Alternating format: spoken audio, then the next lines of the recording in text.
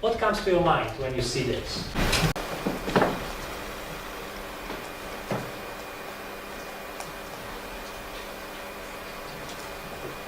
First thing that comes to your mind when you read those terms? Liberty. Anything History else? classes. History classes, okay. Well, for me it's violence more because all the terms like evoke Yeah, history and exactly. stuff, It's but- violence. What comes to your mind here? Peace. Violence and peace, right? I mean, automatically we think about that. Well, so my question is, why do we hear and read more about violent conflicts, conflict management, conflict resolution, or peace efforts than we know about civil resistance?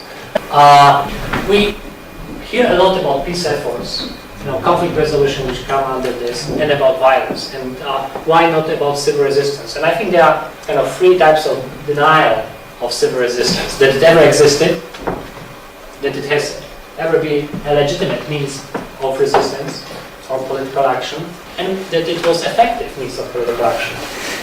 So very quickly about those three types of denials of civil resistance.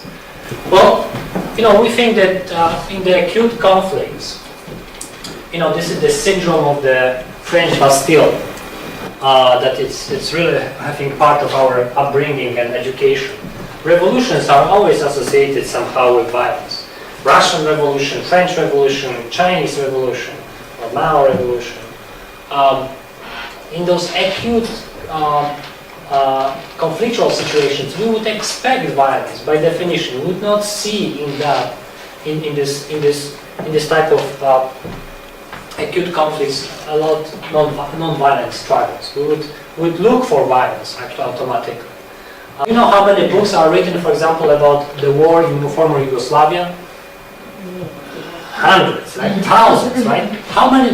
And that was about the violent breakout of former Yugoslavia. Violent breakout of Yugoslavia. Now, how many books were written about breakout of Czechoslovakia, which was completely peaceful? Like two. One or two, perhaps? That's not an interesting topic to write. I mean, after all, they break out very peacefully, so what to write about? There's no story. Even for historians, interestingly enough. For academia. For academia, it's better to write, it was more interesting to write about ethnic conflicts in the Balkans than about the agreement between Czechs and Slovaks to dissolve their own country. Okay, collective memory, victimhood and martyrology. Now, ask yourself what your nations would usually commemorate. What are the national holidays in your country? There may be some holidays that would be, about celebrating a poet and maybe a constitution. But I can bet that you will discover a number of holidays in your countries that are celebrating victories or actually non-victorious violent struggles. Or celebrate heroes that fallen fighting bravely and violently against oppressors. You would discover, maybe the end of the First or Second World War, but still, the end or the beginning or the middle of the violent conflict and some kind of heroic figure that did something. Celebration of the national liberation, oftentimes through the violent resistance.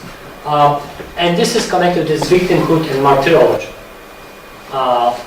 That is, I think, prevails in our cultures. So we cherish death more than life oftentimes. Civil resistance does not leave historical records. This picture comes from Syria. Hundreds of families across Syria in November, December were dyed in red.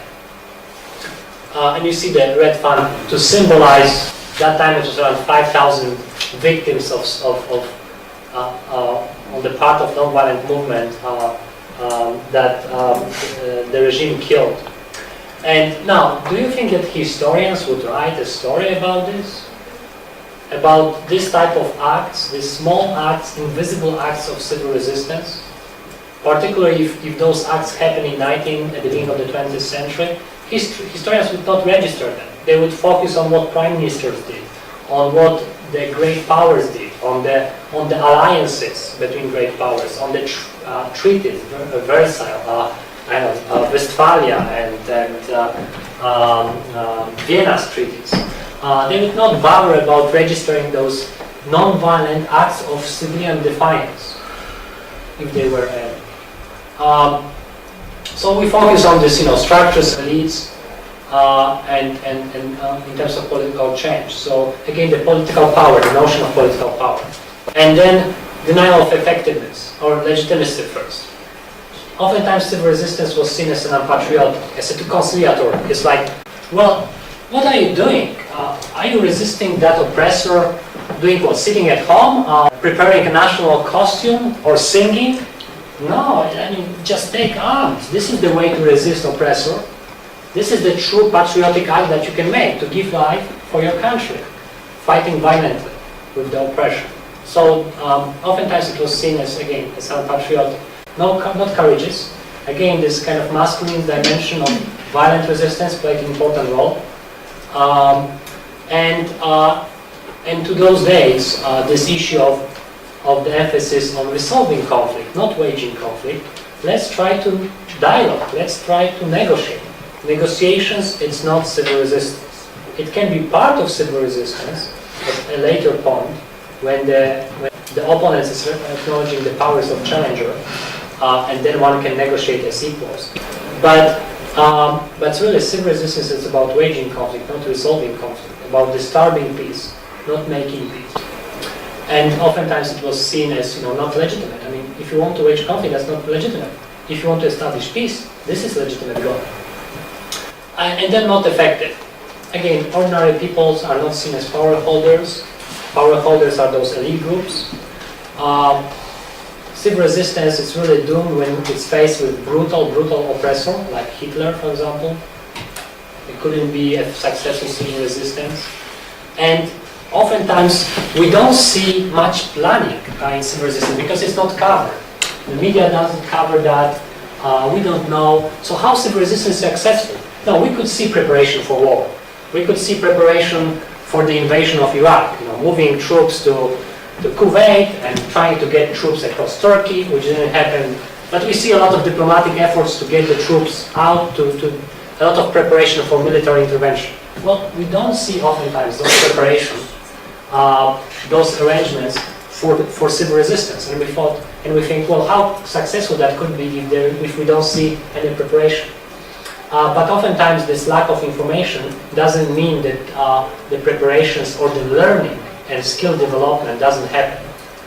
And that actually, if we want to understand what happened in Egypt or Tunisia, we cannot focus on December 2010 or January 2011. We have to go back to 2000 in both of those countries to understand how activists, organizers learn and develop these skills through oftentimes failed non-violent actions that they were part of between 2000 and 2010 in order then to be successful in 2011.